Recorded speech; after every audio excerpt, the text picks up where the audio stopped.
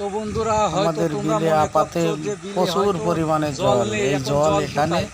ঠেই নেই আসলে এবং জল এবার উপরে আষাঢ় জল মাসের কম, তো শুরুতেই প্রচুর বৃষ্টি পরিমাণে হয়েছে। মাছ হচ্ছে। বৃষ্টি তো আপনাদের হয়ে মাছ ধরার মোটামুটি কথা নিমন্ত্রণ বিলে থাকলো। আসলে আমার তো দুটো আপনারা আমার দুটো আসবেন, মানে এসে আমারও এত ধরবেন সমান বলে এবং ঠিক বড় নেই, বড় এখানে মাছ, খেয়ে হবে না, তো জল শোল প্রচুর মাছ জল। এবং পোনা মাছ হইতাছে। আশা করি এই জল শেষ পর্যন্ত থাকবে এবং ছোট ছোট মাছের পোনা ছাড়বে, বাচ্চা ছাড়বে। এই মাছ আমরা আশা করি সারা বছর ভোর খাবো এবং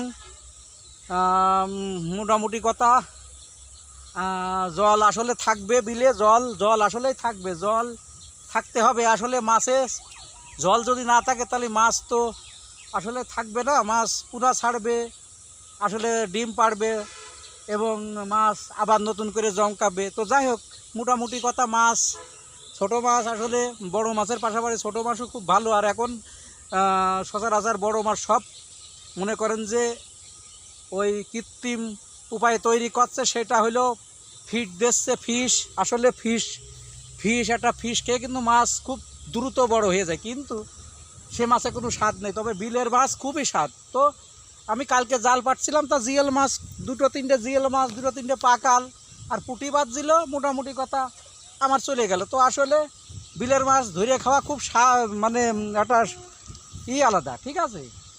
তো যাই হোক, মোটামুটি কথা ভালো থেকেন বন্ধুরা সবাই।